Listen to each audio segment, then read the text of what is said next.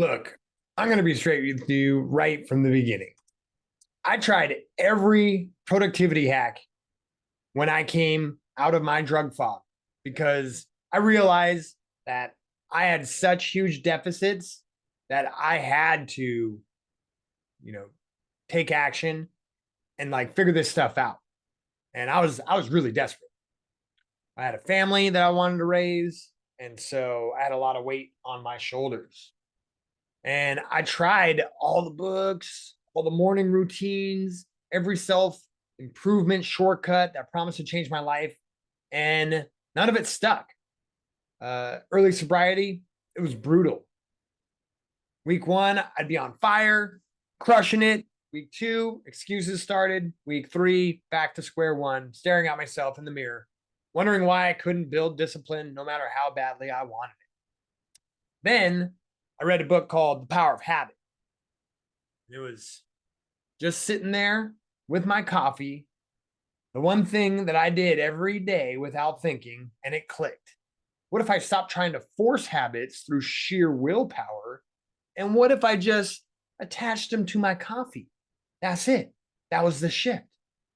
I started stretching while I brewed, and just like that time while it was like brewing, that 5 minutes of movement got me going, and I was able to do that in a routine. And then I began to anchor things to it, new behaviors, to something that I already loved to do, coffee every morning. 10 years later, it was automatic. I didn't think about it anymore. And what I accomplished before most people wake up, it's what moves the needle in my life. And I kind of got lucky stumbling into this, and now you don't have to. Here we are on week 6. We're strengthening your body. We talked about physical, mental wellness last week. This week, we're looking at holistic living practices, also known as, habits and, wellness, how we can improve our well-being.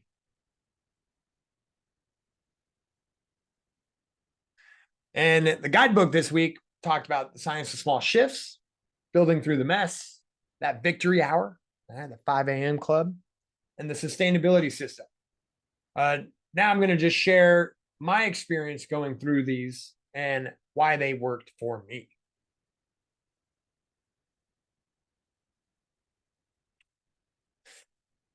Five years sober, then they disappeared. So life got pretty good for a while. 5 years sober, morning routine started to lock in. Finally felt like I was figuring it out.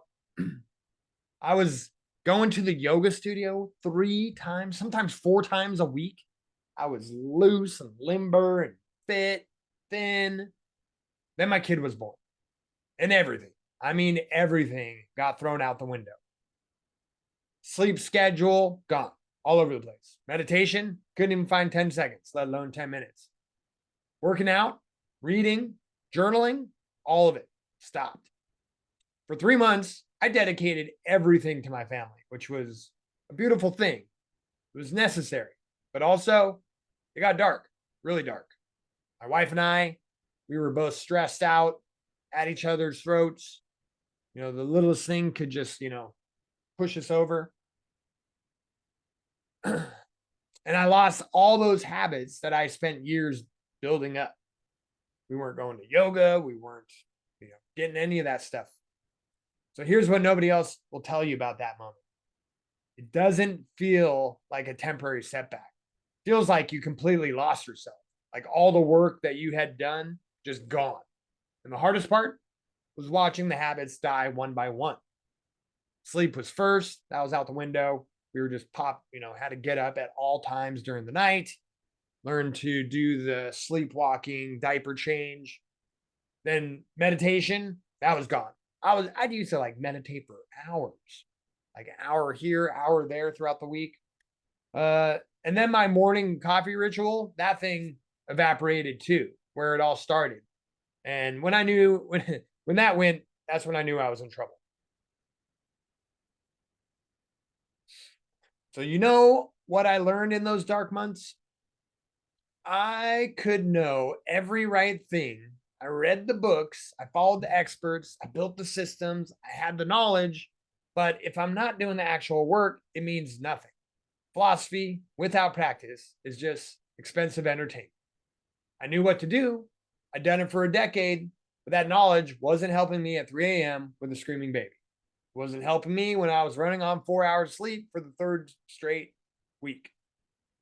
Theory didn't change, doesn't change your life, but practice does. So I had to rebuild from zero. This time I had to do it with way less time, way less energy, and way more chaos.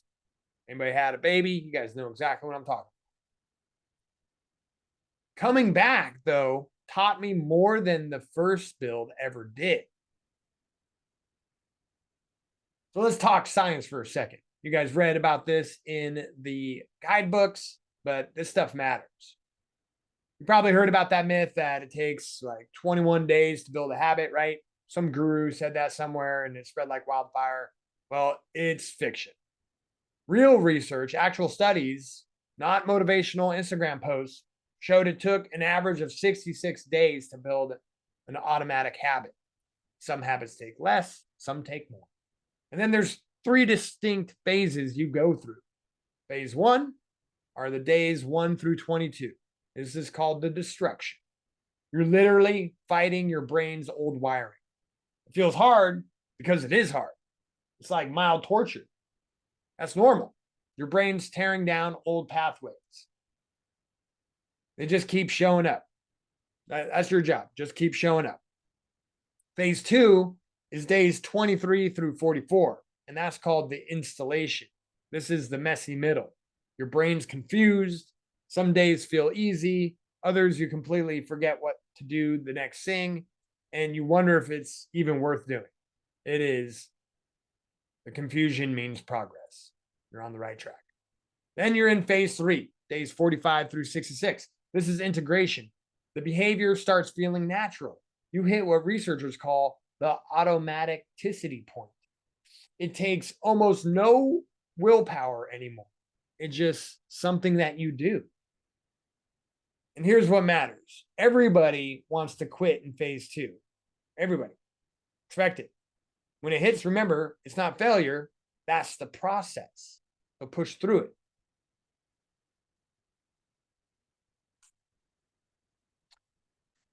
So here's the truth about motivation. Monday morning, you're pumped. Energy's high. You're going to change your life this week. Thursday afternoon, motivation's pretty much completely dead, right? This is why most people fail. They rely on that motivation. But motivation is an emotion.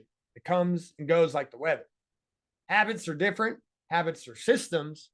And once they're properly installed, they run on autopilot, whether you're motivated or not. Every single habit, good or bad, follows the same 4-stage loop. Understanding this is like having a cheat sheet for your brain. This is what the power of habit taught. Stage 1, the cue. Something triggers your brain to start a behavior. It could be time, a place, an action, an emotion. For me, it's making coffee in the morning. Stage 2, the craving. You don't actually crave the behavior, you crave the reward. Your brain anticipates the feelings and creates desire. I crave that peaceful workout followed by coffee, right? Because I can taste it on my mouth already. And then stage 3 is the response, the actual habit itself. Stretching, reading, meditating. Mine is some sort of movement, either yoga or like some 10-minute hit while the coffee brews. Then stage 4, the reward. The satisfying result that reinforces the whole loop. For me, that first sip after moving my body, plus feeling energized and accomplished, feels good. Feels good every day. And here's the truth bomb. Every habit runs on this loop. Scrolling social media, hitting snooze, checking emails obsessively. The difference is what behavior got wired in. My morning routine didn't need motivation anymore because the loop was installed. Wake up, start coffee, stretch, workout, enjoy coffee. No decisions, no willpower, just steps. And what's cool about this process is the stuff in the middle. Once you have the cue set up and the reward set up, it's like interchangeable and you can like sneak more stuff in there. Before my kid was born, I was doing an hour session in the morning.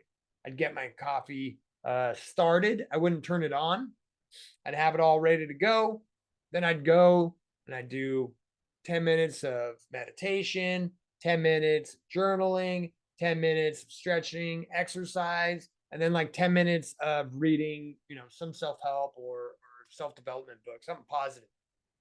And during that process, then I would turn on my coffee. And by the time I was done, with my last step, voila, I was sipping away.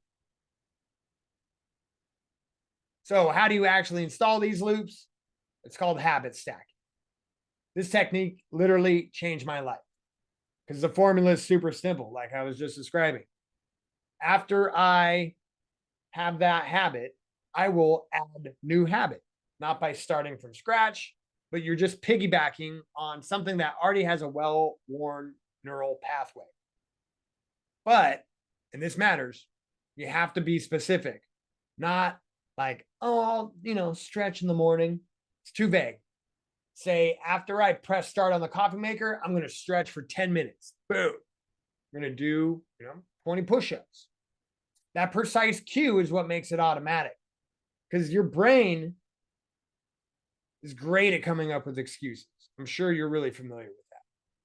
But the night before, if I've already made my decision, tomorrow morning, I'm going to start my coffee. Then I'm going to do 10 minutes of stretching. I don't have to make a decide in the moment when I start my coffee. It's already decided. There's no arguing about it. There is no debate. There is no, maybe not today. That's just what I'm doing. And your brain, it'll cooperate. But if I, willy-nilly get my coffee started and just sit there and be like, what do I want to do? That opens up the door for your brain to come in and start looking for ways to conserve energy, which means it's going to tell you to just go sit down and start scrolling. The more precise the cue, the more automatic the habit becomes. And here's the math that blew my mind. James Clear talks about atomic habits, tiny changes that compound over time. You get 1% better every day for a year, and you're 37 times better by the end. You get 1% worse every day, and then you trend towards zero. But you can just do 1% better today, right? Because the small steps, they're not optional. They're everything. I used to think working out meant, a full gym session. I had to, pack my bag, go down to the gym, run on the treadmill and then do a whole circuit for at least an hour. And if I couldn't do the whole thing, then I would just skip it, right? Because, I'm late. I don't have time to fit it in today. That thinking made me inconsistent. And it turns out a 10-minute morning sweat done daily keeps me fit, energized, and healthy. 10 minutes a day equals 70 minutes a week. That's 60 plus hours a year, all from a habit that's shorter than scrolling Instagram, right? When my kid was born and I only had 20 minutes total, in that whole morning, old me would have thrown up his hands and done nothing. New me, 5 minutes of movement, 3 minutes of breath work, 12 minutes of deep work. Okay, let's do that. Not perfect, but I can squeeze a little bit in. And that's the whole game right there. So stop waiting for perfect conditions. Just start small, about 1%, and do it every day. So let's talk about after my kid was born, because this part, nobody prepares you for. You will fall off. I don't care how disciplined you are. Life happens. And when it does, everything you built can disappear real fast. Sleep gets destroyed, meditation gone, reading stops. I literally pretty much haven't started reading again much. I used to have a stack of books that I would just work my way through a book every couple of weeks, and that stopped. But now I read a couple pages before I pass out at night, and that's what it is now. And for 3 months after my child was born, I told myself it was fine. Like, this isn't going to last forever. Family comes first. I'll get back to it. All true. But I was also making excuses. It's not that important. I can skip today. My family needs me. Then one day became three became a week. Before I knew it, a month had whole passed. I was used to, having that hour that I was able to dedicate to these things. And once I got tripped up, I lost my balance and I started latching on to, working as an escape. That created more imbalance, which started impacting my relationship with my wife, family, friends, very little joy, no community, no fun, lots of stress. And all the little self-care habits that kept me grounded, they were gone. Without them, I became unbalanced. I became very reactional. I started to spiral too. Most people, they quit completely at this point. They figure that, well, they've already failed, so why bother? Might as well start drinking, start Netflixing, finding some way to, numb out. But winners, they have a different approach. They have a rebuild protocol. So here's what the spiral looked like for me. Your version might be different, but the pattern probably is similar. First sign, excuses. I don't have time. I'll start Monday. This work project is more important. They're lies. All lies that I told myself several times. Second sign, work obsession. When I escape into work, it means I'm avoiding something, usually discomfort, usually truth. There's some underlying emotion there. If I am not there in the evenings, then yeah, something's out of whack. And that third sign, no joy. When I realized I hadn't laughed in days, I'm not playing with my kid, I haven't done anything just for fun. The next sign, sleep gets weird. Either like I stay up late watching movies, or I'm, waking up early in the morning, trying to go out and improve my situation. Then physical tension takes place. Shoulders get tight, body gets tight, jaws clench, the body holds stress, and then you become pretty cranky. These are my personal red flags. Yours might be different, but here's what matters. Once I name them, I can see the spiral start before it gets bad. That's your early warning system. I got to experience that. I told you guys about that last week with jumping in the cold plunge. So know your patterns, write them down, because you can't fix what you don't see.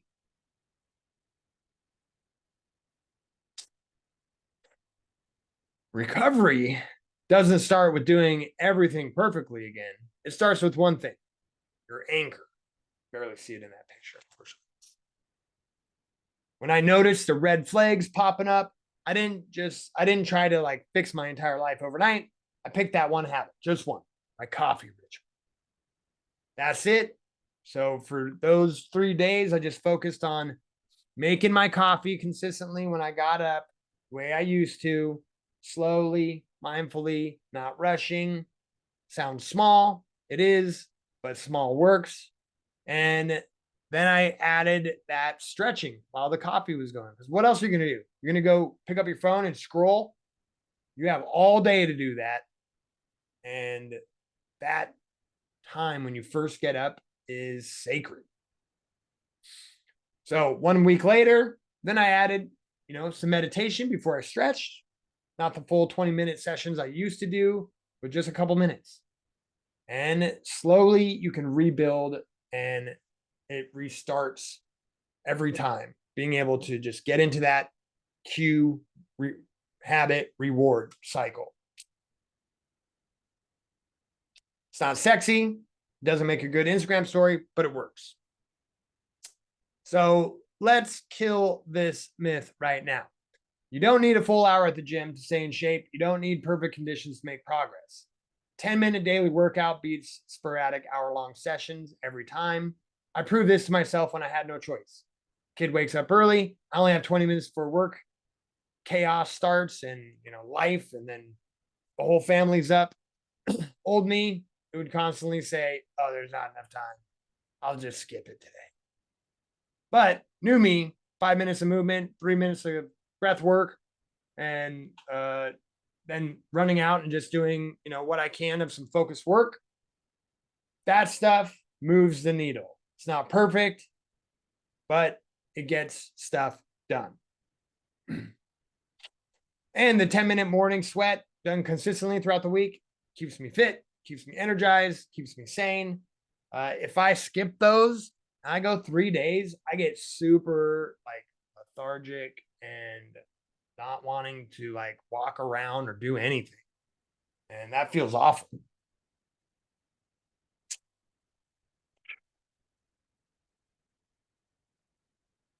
Here is what most people don't want to hear. Your environment is stronger than your willpower every single time. This is why you quit smoking on vacation, but relapse the second you come home. When you eat clean at work, but you binge at night. Or you eat clean at home and you binge when you go out, right? So why you focus on the coffee shop, but you can't at home. Why you can focus in a coffee shop, but you have a difficult time at home because home has all the stuff in it. Habits are context dependent. Change the context and you can change the habit. So how do you do this? Make cues obvious, workout clothes by your bed, meditation cushion where you'll see it and use it, water bottle on your nightstand, remove the friction. I prep my coffee the night before, a journal and pen, have that ready on the table. Actually, I do my ebook now. And have that, have what you need to exercise, like ready to go for you. So when morning hits, there's zero resistance. You don't want your brain to like have the ability to slip in those excuses, right? You just want to follow the path that you had designed, created. Increase friction for bad habits. Phone in another room. Delete apps. Hide your remotes. I don't fight my environment. I design it to pull me in the right directions when I need it. You can white knuckle your way through life consistently battling temptation, or you can just set up your space so the right choice is the easy choice. Your call. All right, here's the part that keeps you in the game long term. Most people focus on building habits. That's step one. But nobody talks about the long game.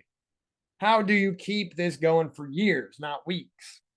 You need a personal sustainability system. First, your red flag checklist. We already talked about mine.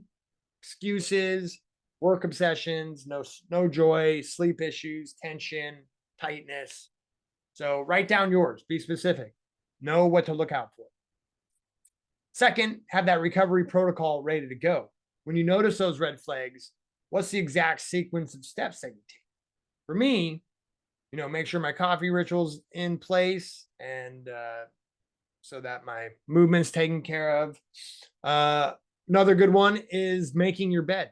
Talked about this in my interview with Beth, and that is a good early red flag detector, right? If I'm not making the 30 seconds each morning to make my bed, I tend to do make the whole thing, right? Then I know when I come back later that afternoon, like, ugh, what's going on? I didn't have time to do that this morning. Maybe there needs to be a little bit of space. What else am I not doing? Third, minimal viable habits. What is the absolute minimum that you'll do when life gets chaotic? For me, coffee, 3-minute stretch, like just that's it. Not optimal, but it keeps the chain alive. Like I'm not going a day without my coffee, so I can at least, get that done.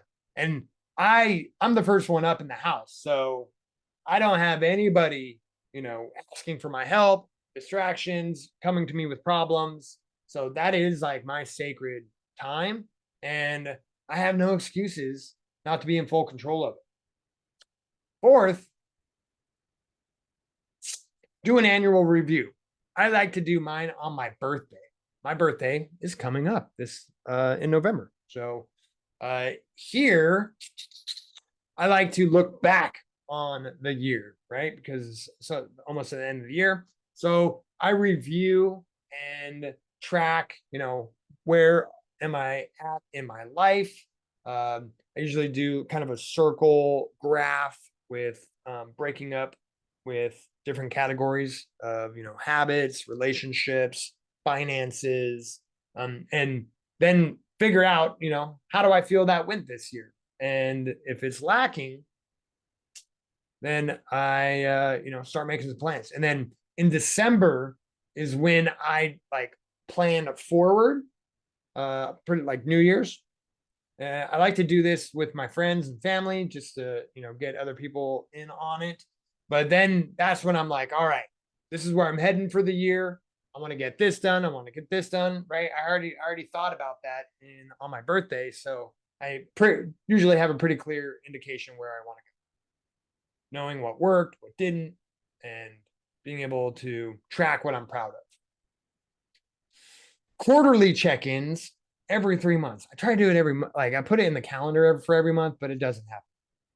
But quarterly check-ins, that's when I can at least, sit down for a little bit and review and make sure that I'm on track. Just like look at my yearly goals and insert small course corrections to prevent those big failures, because you can very well go 6 months into the new year, completely forget about what goals you set. But if you review them, then you can course correct. So know your patterns, catch those problems early, have a protocol for coming back. That's how you make this last a decade. Oh. Your body has the 3 built-in reset buttons. Oh, I did that. We talked about this last week, right? The heat, cold, and meditation. I talked about when I was running in 5th gear last week, working too hard, sleeping too little, stressed out of my mind. My nervous system was getting fried, constantly activated, always on edge, right? Cold plunge, shifted everything. 30 seconds in, I did 2 minutes in ice cold water, and my whole system recalibrates. Parasympathetic nervous system kicks in, stress response gets like interrupted. And these things are my tools that I use throughout the week to keep my body in check. So make sure not to lose those, because you can build a life worth living one habit at a time. So this isn't about productivity. It's not about hacking your morning or optimizing your output. It's about building a life worth living, right? 10 years of morning routines, deep work blocks, meditation, hot and cold exposure, quarterly reviews. None of it happened perfectly. I still fall off, but not all the way. Things get minimized, but they never stop. And I still have, weeks where it falls apart, but never stops, like I said. But it's consistent enough to change everything. I'm a better dad, better partner, better at my work, better presence with people that I care about. And this is what it's really about, right? Because the alternative, going on autopilot, being asleep at the wheel, being reactive, a life happening to you instead of for you, that's not for me, not anymore. And you now got the science, you got some AI allies to help you, get into your subconscious and figure out what needs to be set up in order to support you. Now you understand the habit loop, the 66-day reality, the 1%, right? Can you just do 1% better? And the power of stacking and anchoring those habits. So you got the rebuild protocol when life knocks you down, and it will. You know exactly how to come back.